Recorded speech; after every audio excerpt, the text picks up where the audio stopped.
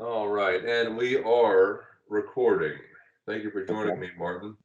I understand you've been on a bit of a journey here. That's putting it mildly.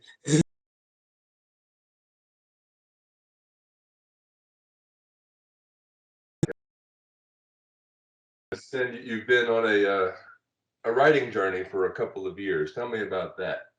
Well, it's been 28 years of nonstop writing. I started writing short stories when I was 6 years old, and then I started writing poetry when I was 14, 20 years ago. So I've just recently gotten my first book deal on a poetry trilogy 20 years later. So it's been a couple of years of work, Sure. just a couple weeks. Do you recall what you were writing about when you were six? The first thing I ever wrote was an attempt to novelize Jurassic Park, actually.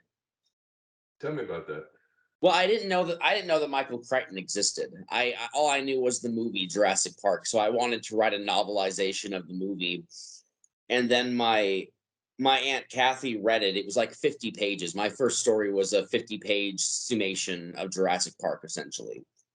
When I was 6 years old. And my aunt Kathy read it and said, "Don't you know this is already a book?" and she gave me an audio cassette. She was a truck driver. She drove semi trucks. So she listened to a lot of audiobooks. She gave me her audiobook of Jurassic Park, and that was essentially the first book I ever read was Jurassic Park when I was 6 years old. Okay. And what did your journey turn into? You said you started writing poetry at 14?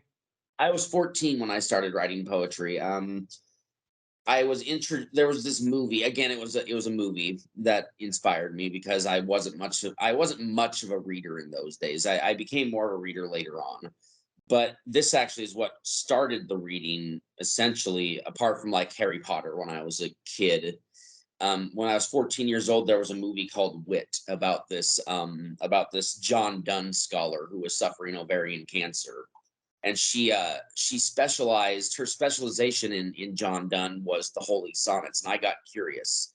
My mother came to visit, and we went to Barnes and Noble, and I asked her for a copy of the complete poetry of John Donne. And that night, I read all the Holy Sonnets and tried to write my own versions, and they were terrible. Well, it was a start, though. It Um, was a start. It was a start. It's an interest. It's not a lot of people start with John Donne when they're 14 years old. That's some metaphysical stuff.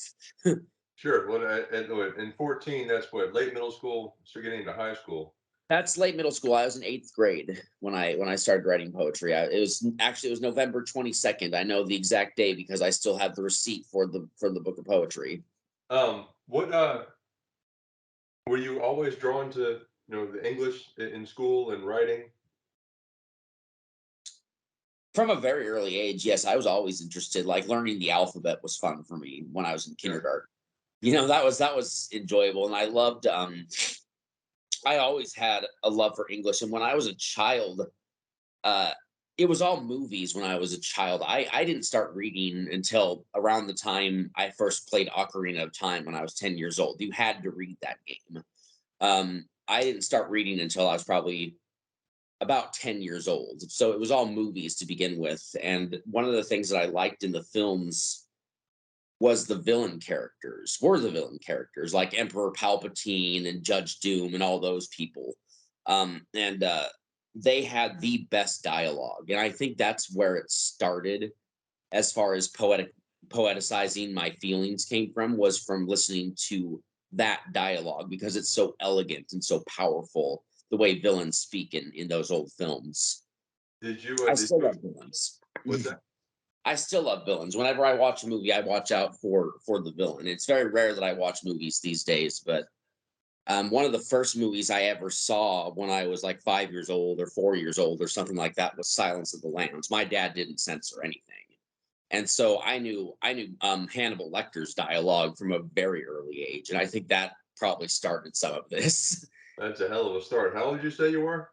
I was probably 4 or 5. I don't remember how old I was when Silence of the Lambs first hit HBO, but 4 or 5 the first time I saw it. Mostly, I remember Clarice shooting Buffalo Bill at the very Yeah. end of the movie, but I do remember all of Hannibal Lecter's dialogue, and I can quote a lot of it. actually, to this day.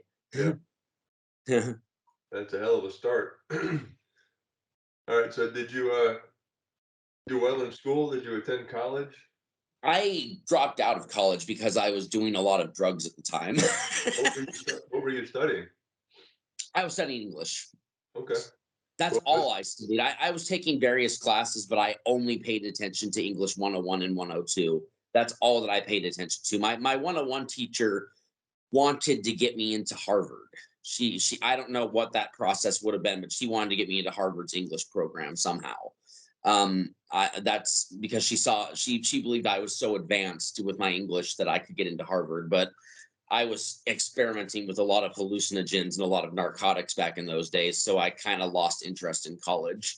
Can you tell me anything about that experimentation, that The process? experiment, well, it makes you rebellious at that age. I was too young to be experimenting with something like as powerful as DMT and to be responsible with it. I overdid it actually, and that's probably what woke up the schizophrenia. Um, there's studies that try to link DMT and other hallucinogens and marijuana and stuff to schizophrenia, and I think there's some.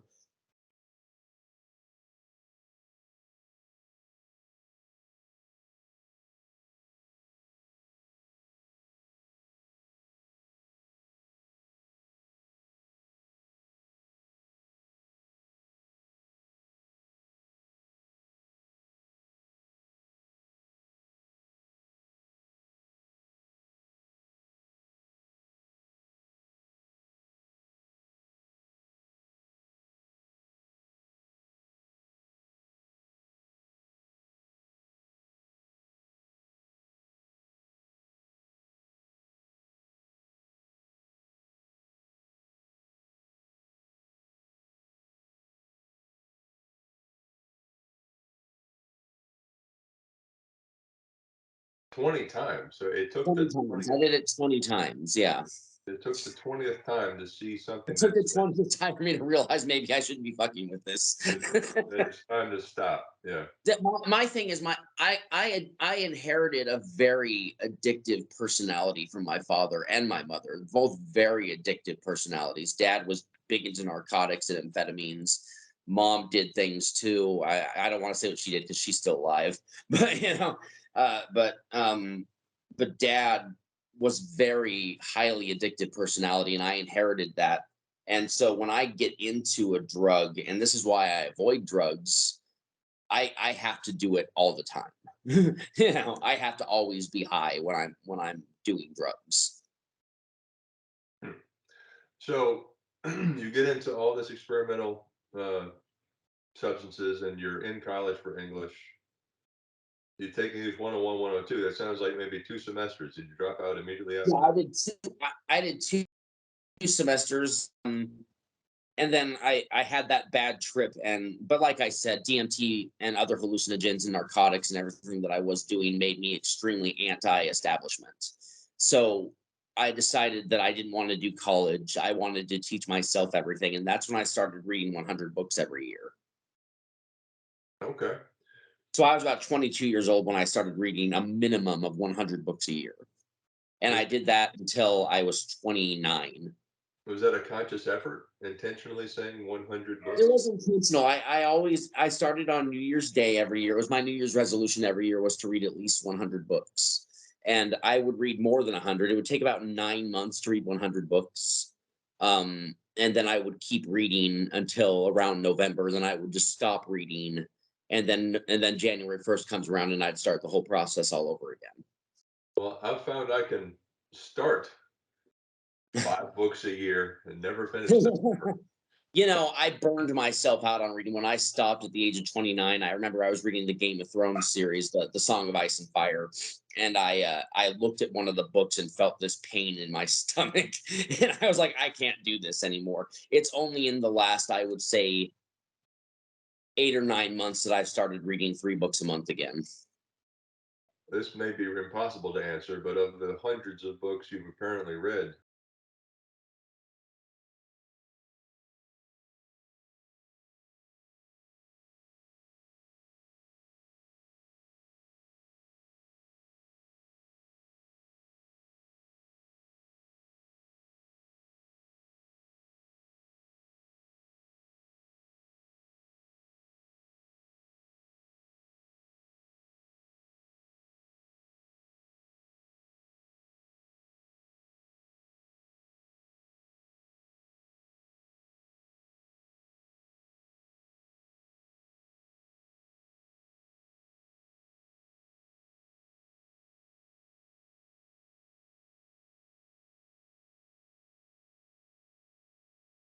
Memoirs of a Midget affected me a little bit more profoundly. I think because I was a little younger when I read it the first time. I haven't read it since then. I want to read it again. I have a copy on my bookshelf somewhere.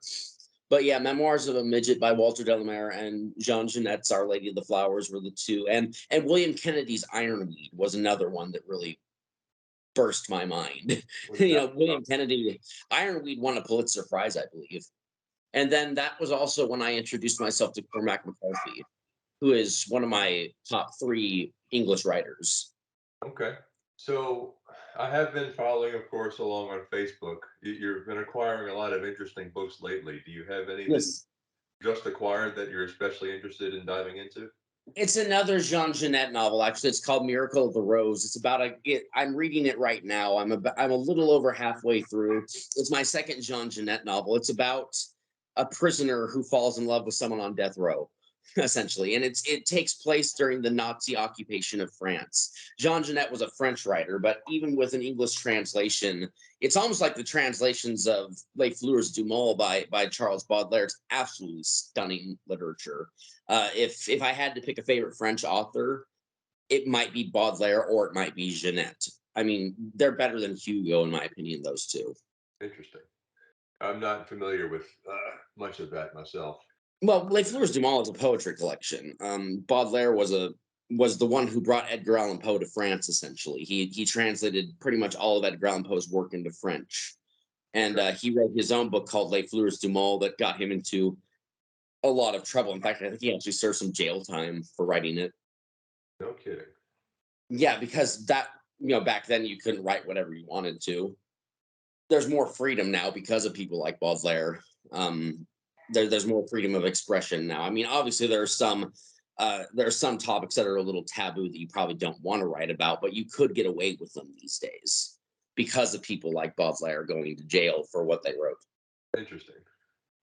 So that you said you stopped reading 100 books a year at 29. How old are you now? Yeah, I was 29, and then I might have read half a book a year after that until just this last year.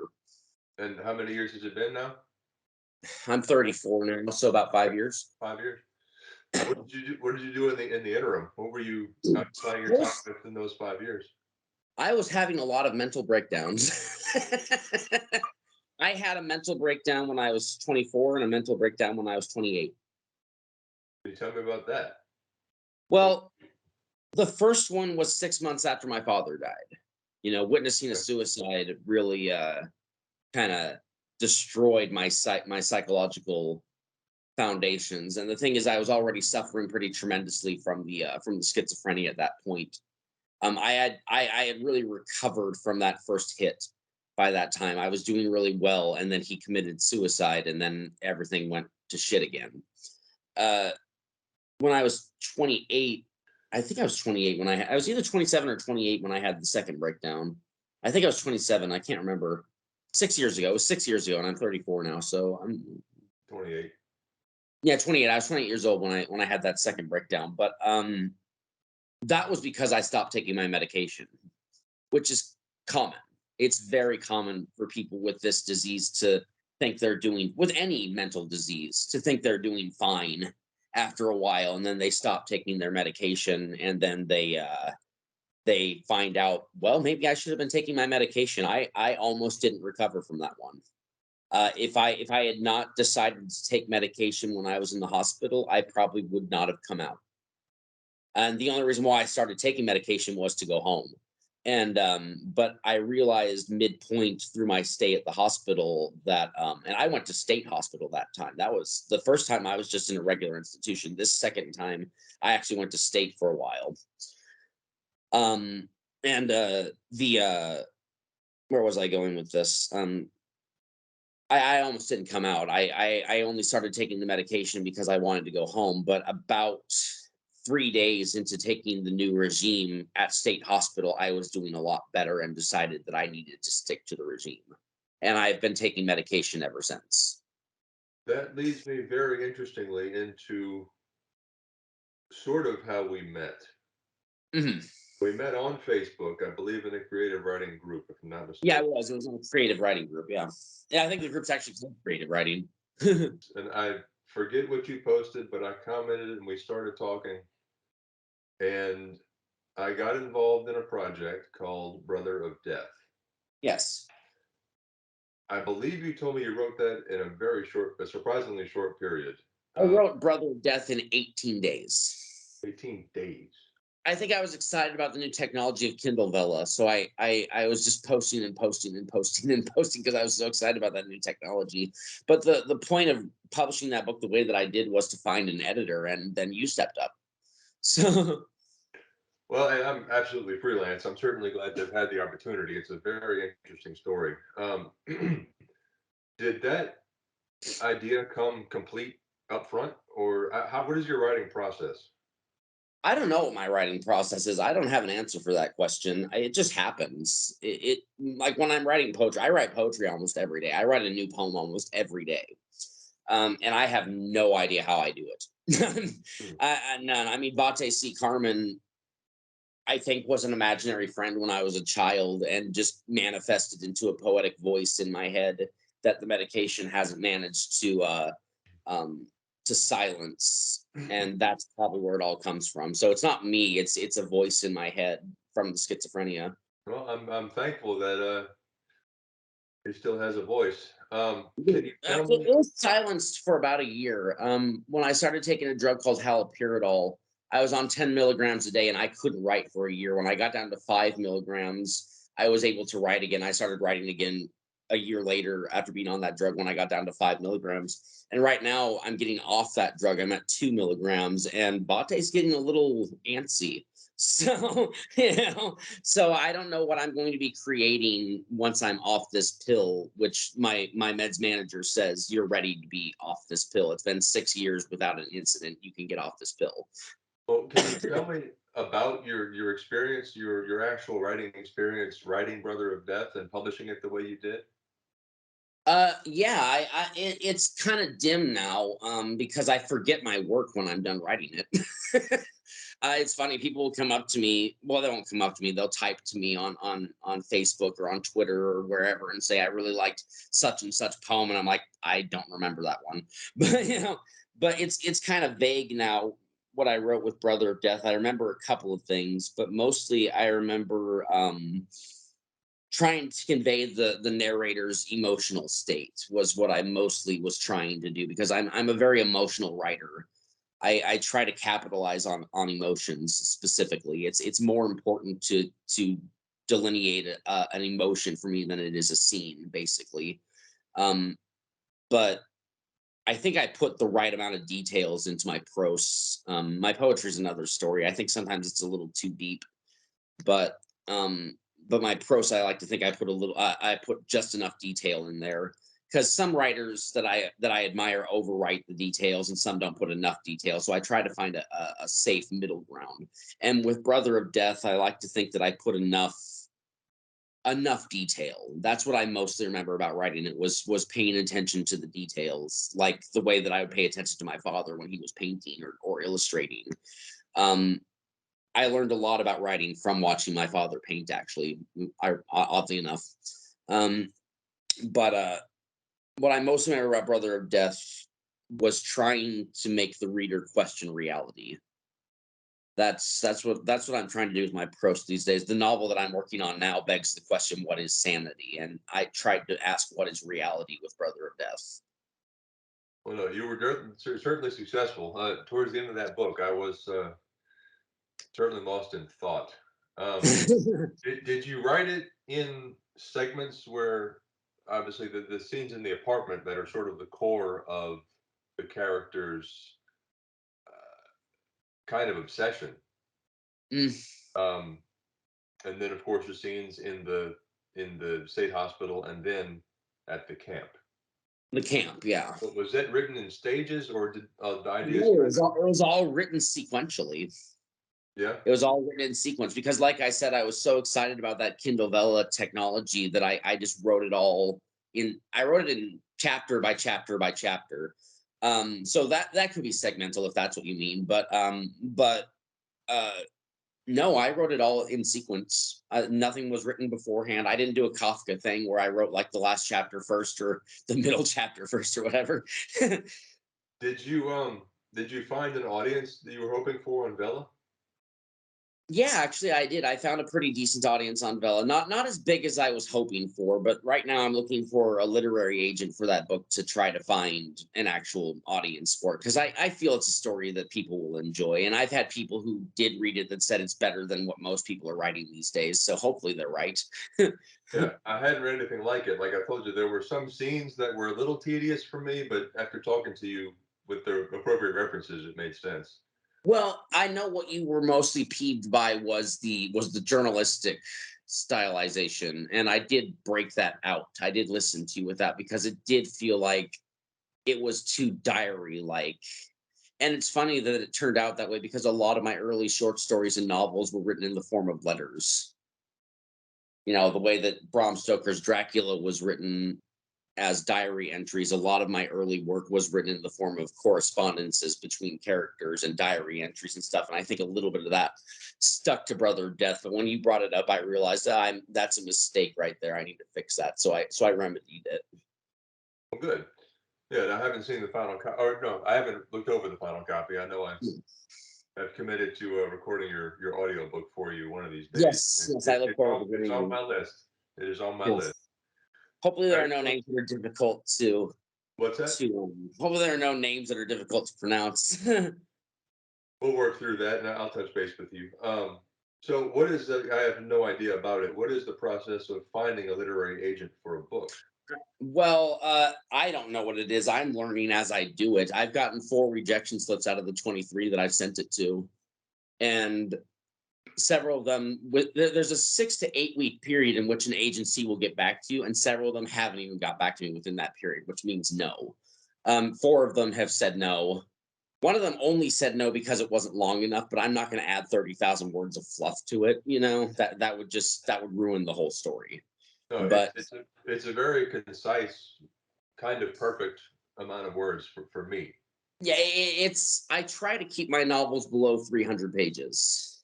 My the novel that I wrote when I was going insane in Ibis in the Sun is actually not even a novel at all. It's an art book.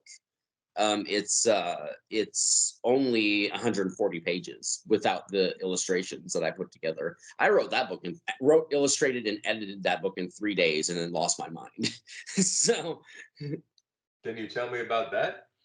and Ibis in the Sun is about a character named Ploy who's been given 15 minutes in which to think about his life, and while he's thinking, he has to hold a gun to his head.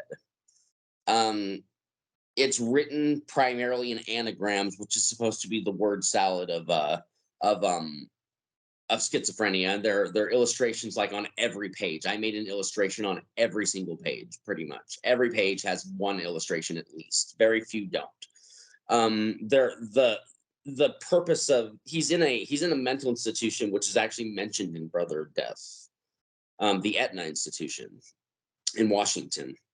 I might break that out. I might cut that out eventually. I might my agent, if I find one, might want me to cut that out because not a lot of people are going to know what Ibis was. But I tried to tie the 2 books together a little bit. But um, the story ends rather abruptly. But it's a very philosophical text. I was manic at the time. I wasn't quite yet psychotic, but by the time I finished writing that book, I was psychotic. You drove yourself to that to some degree, or was Well, that I your? was manic already, but I got the idea for the story before I was manic. I wrote 4 pages one day, and then over the 4th of July weekend, I wrote the entire thing in one sitting. I did not sleep. I did not eat. I did not drink. I hardly ever went to the bathroom. I just wrote the whole thing in 3 days. That was 140 pages. You said. About 140 pages without the illustrations. Okay. Well, that's quite an accomplishment in itself. I understand it drove you to a mental break, but Yes. what was that mental break? Was it a sudden realization? Was it an awakening? I don't know. Some people said I was on a spiritual journey, which I disagree with. I think it was just because I didn't take my pills for 8 months. Okay. One person thought I was on a spiritual journey and actually tried to make me communicate with his dead sister. So yeah, some people were a little crazier than I was at the time. Did was that attempted? How did that go? What was I that don't conversation? remember exactly. I don't think I tried. I think even in my demented state, I was like, dude, that's kind of fucking crazy. All right, so you wrote that when? That was 6 years ago. That was just before I went to the hospital. I think about a week later, I was at a place called Intermountain, and then I was off to the state hospital. So did Brother of Death come obviously after that as Obviously, yeah. these pieces Brother started of to come Death was together? just written. Brother of Death was just written a couple months ago. Brother of Death was not the first novel that I wrote. So I wrote a series called the Jars trilogy before I wrote Brother of Death, and the Jars trilogy is pretty good, but it doesn't ask what reality is the way that I want my prose to now. I'm trying to approach things more philosophically now, metaphysically. Do you find that Brother of Death is sort of a reckoning with yourself and the events of the last decade or so? It might be. I mean, witnessing my father's suicide and the way the narrator witnesses his lover's suicide, um, that probably had a lot to do with what has gone on in the last decade. Were the situations that, if you care to speak to this with your father, similar to what was portrayed in the book? No, no, dad just came home that day and I thought he was going to be fine because I had seen him like that before. I didn't realize how much he had taken on purpose. And then uh he was gone 7 hours later. He was in a resting position for 7 hours. And then I came out to the living room and I tried to wake him up, and that's when I heard his death rattle, and then I called 911 a little too late. Hmm. And that probably that death rattle, hearing that death rattle. I can hear it right now in my mind through my memories of 10 years ago. Uh that's probably what drove me insane the first time. Sorry to hear that, man. Yeah, it was rough. And the EMTs were fucking terrible. It took the funeral home, the crematorium, like 6 hours to come and get him. So the decay process had already begun by the time they came and got him. Did you lived alone with him, or was the Oh no, no.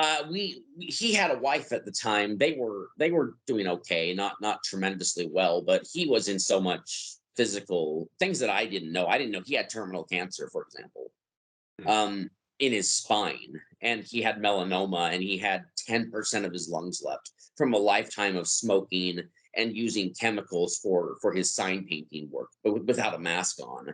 So he was dying anyway. They told him, "You're going to be in a wheelchair in 5 years. You're going to be dead in 10 years," and he decided he didn't want to be in a wheelchair in 5 years, and he killed himself. and you didn't know that ahead of time? I didn't know any of that stuff. All I knew is that I knew that he was doing drugs because I was doing them with him. But but uh, but um, but he I didn't know any of that stuff until later. I didn't know about the cancer. I didn't know about the melanoma. I knew about the lung issue because he tried to use it as kind of, if this is the right word for it, a catalyst to make me quit smoking, and it didn't work because I have that addictive personality. I smoke 3 packs a day now, you know. So but he speaking of which, I'm gonna roll a cigarette really quick. He he like I said, I developed an extremely addictive personality from him. Um and that's where my smoking habit comes from. But a lot of people in my family have said they would rather me be smoking cigarettes than doing what I was doing. Sure. Well, I mean, they're dangerous in very different ways. Yeah, everybody has their own sense of danger, I guess. Mm. Sure. No, my dad smoked for probably 40 years. It got the better of him in a late diagnosis, stage 3 lung cancer. It caught him probably 6 months later. He was passed away. I know I'm probably going to die very young with my smoking habit. I'm probably going to pull a Rod Serling when I'm 50. But no, Do you think can you wean yourself off of those? Is that an idea in your head? I have no desire to do so. I love smoking. Yeah. Um, Fast forwarding a little bit. So you've written Brother of Death. We encounter one another on Facebook. Yes. and you I allowed me think the I think opportunity. we met while I was working on Brother Death. The trilogy had already been written, but it hadn't been accepted yet.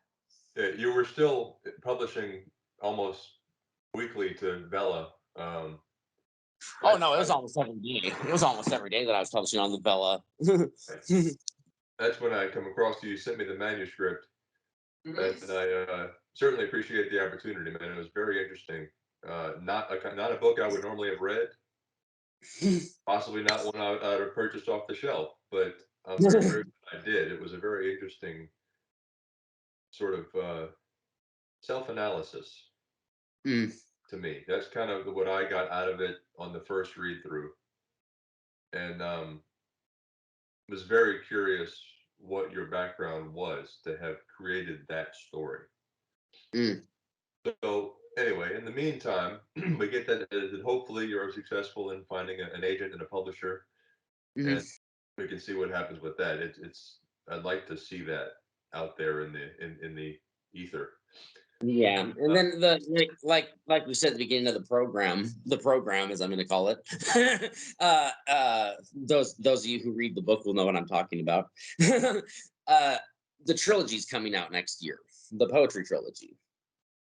Um, and so that's tell me about how you met this publisher. Oh no, this is an interesting story because this like never happens to writers. I was posting in a group called Wheel Song Poetry, and Steve Wheeler, who became my publisher, said, "Oh, I love your work." And I said, "Man, I just wish I could find someone who was willing to publish it because it's good. I know it's good. I mean, sometimes I feel like it's garbage because for the most part people avoid it, but But I said I know it's good enough to be published, and he said, "Well, I'm a publisher. Send it to me." And I sent him the whole trilogy. And about 6 weeks later, he hadn't even finished reading the book. And he said, I want to publish this. So it's a trilogy of poetry. Is it? Is Yeah. there a what binds the three individual submissions? Well, the main subject is infidelity. The first book is the most conceptual piece of the three. It's a story, actually. The first book tells the most concrete story. It's about someone who discovers that his lover's been unfaithful. He commits suicide. He goes to the underworld. He meets someone new in the underworld, and then they are reborn with the hopes of meeting each other again. The second book covers the infidelity because it's based on Nietzsche's eternal recurrence, where people are reborn and have to live their lives over again all the time. That's probably what drove him insane. Actually, was the thought that that would happen. Part of what probably drove me insane too.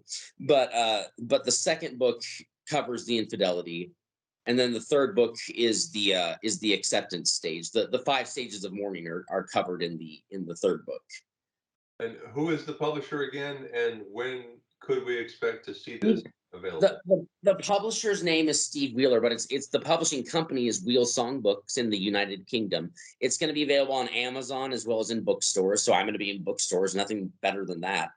Um, the first book comes out on January 19th of next year, which is Edgar Allan Poe's birthday. I requested that day. I'm trying to get April 15th for the second book because that's my birthday. And then I'm trying to do August 10th for the third book because that's my mother's birthday. Okay, And the plan is to release the second book in April and the third in August. So that's why I'm going to request those days in particular. sure. And then once the all three stories are out, will there be a re-release of the trilogy as one? We've talked about doing like an expanded, 3-in-1 book, not at length or anything. He said I would like to do like an expanded 3-in-1 book or a box set or something one of these days. Hasn't really been discussed though. And this is all poetry. It's all poetry. Yes, How the many whole thing is poetry. how many pages per book or for the whole thing? Well, the first book is a little over 100 pages. It's the shortest one. The second and third are both about 200 pages of poetry. Hmm. And that's writing how many a day? Oh, when the second book, I was writing up to 6 a day. Yeah. Yeah. Can you take me through one of those days?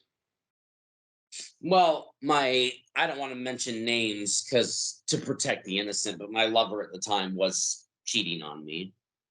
And it was either express it through the medium that I know how to heal myself and survive, or or self-destruct.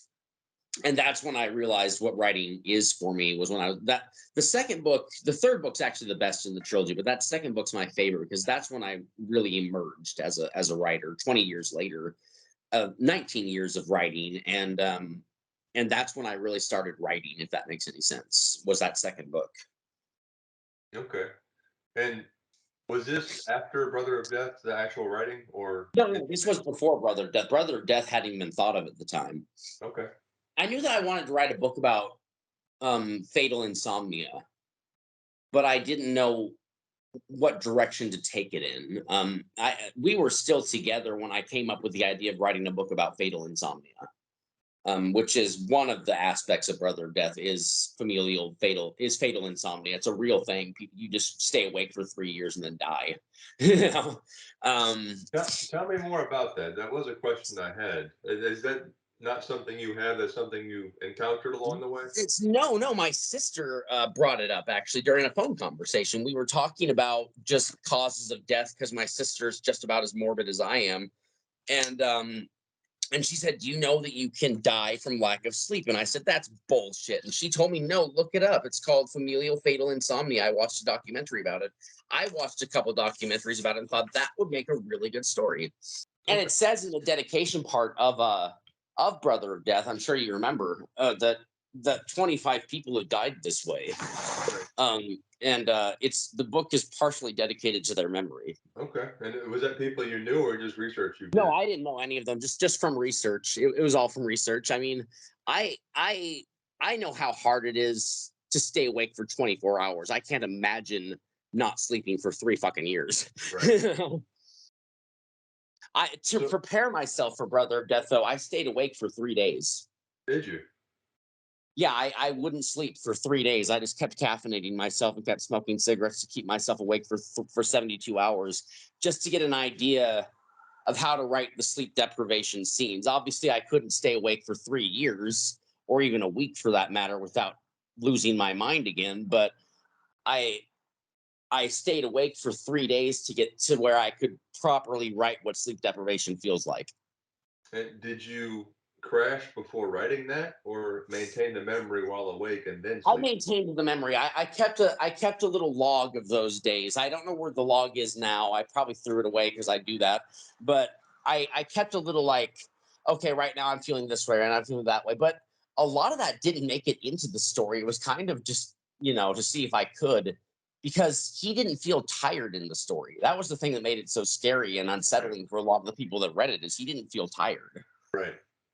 That's what one person who read the story said. It's so unsettling that he doesn't feel tired this entire time.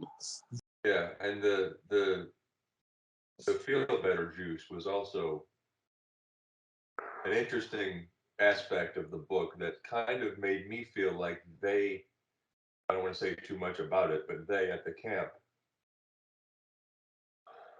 were blindly pushing for a goal at the abuse, the suffering of their subjects. Well, they were trying to make them comfortable, but you can't keep someone comfortable with that much sleep deprivation. Right. It starts out as a kind of a paradise actually. He gets all the food he wants, he can smoke all the cigarettes he wants, but he can't sleep.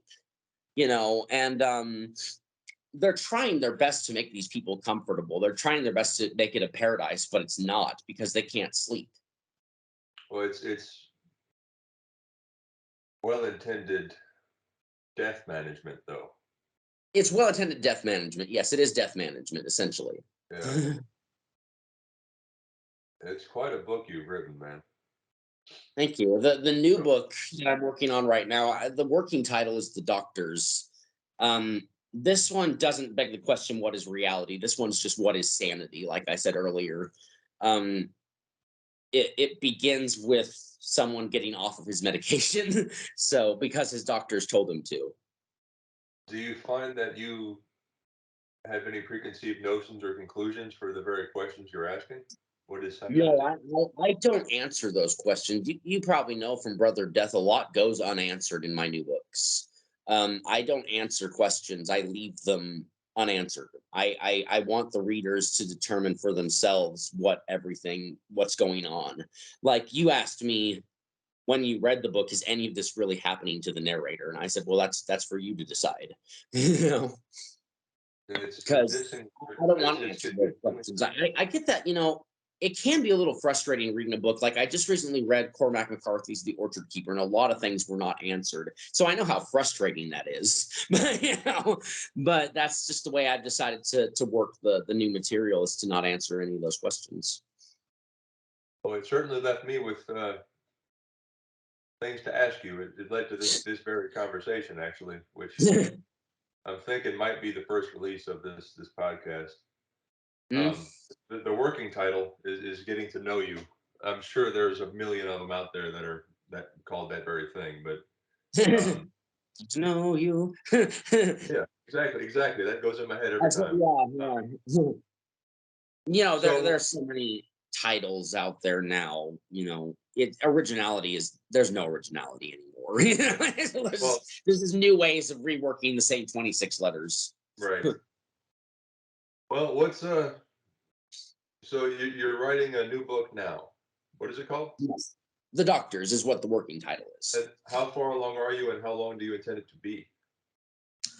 This one I'm trying. I don't do word count with my work, but I always try to keep it below 300 pages. So somewhere around 250 to 275 pages, I think, is ideal for this one without And overwhelming the reader. where are you now? Um, I'm only 7 pages in right now. Okay. I had to set it aside to work on some poetry for a while, and then I've got some stuff going on in my life right now that I won't go into. That's made it kind of difficult to write prose. I guess did these 7 pages kind of snap into your head one Yeah, morning? they kind of came out, and I want to mention a couple of things about the new book. It's loosely, and I say loosely, very heavily. It's loosely inspired by the animation of a guy named David Firth. He created a series called Salad Fingers, if you've ever heard of that. I have not. His anime Salad Fingers isn't my favorite thing that he's done. He's done a lot better than Salad Fingers, and it's also a little bit inspired by the writing of Franz Kafka. But I say the word loosely very heavily with that. It's very loosely inspired by these two creators. Can you tell me about their a little bit about I guess your experience with their work? David Firth was one of my earliest influences as a writer. I had always wanted to write something in the vein of what he does. I don't know if I'm going to be able to accomplish it because what he does is so unique. He's probably the most unique animator out there. He's amazing. David Firth's work is powerful. It's haunting. It's terrifying. I'm trying to take the spirit of the David Firth animations and apply it to my prose, which I don't know if I'm going to be able to accomplish. Kafka, I just recently got into in the last couple of years. I read The Metamorphosis. I read The Trial. I've got the complete short stories. I've got The Castle. Um, I love Franz Kafka's work, and I don't want to make something Kafka-esque um, because I don't want to rip anybody off. I don't want to rip off Firth. I don't want to rip off Kafka, but I want the spirit to be there. Sure. A lot of what I've written myself the last couple of years has been compared to a lot of big names out there. Yeah, Uh, it's nice being compared to big names. It it is. was the unwarranted, unexpected feedback with names I'd never, I mean, may have heard but never ever looked into or thought about. Yeah, the first time I was compared to Shakespeare, I was like, "What the fuck?" Well, a lot of the names that have been dropped in reference to my work have been surprising. A lot of, Mhm. Like whom? well, from Descartes to Hunter S. Thompson. Really? Yeah. I do see a little bit of Descartes in there. I've read some of your work. I do see a little Descartes. Hunter S. Thompson, I'm not too educated on. I've only read Fear and Loathing. Well, I haven't read it. I watched the movie for the first time ever recently, and Never I seen the movie. I've only understand read the what's that. book. Never seen the movie. I've only read the book. But I understand the reference in some of my writing that would certainly make that evident. And similar It's, feedback recently too about that it's very. funny. It's funny you should bring up Descartes because just a week ago, a week maybe 2 weeks ago, I just bought a new Descartes book, the Essential Writings or something like that. There's another one, philosopher, starts with a P. I'm drawing a blank now. Pascal. That Let's was go. a big one also mentioned. Yeah. Um, but it's been an interesting experience for sure.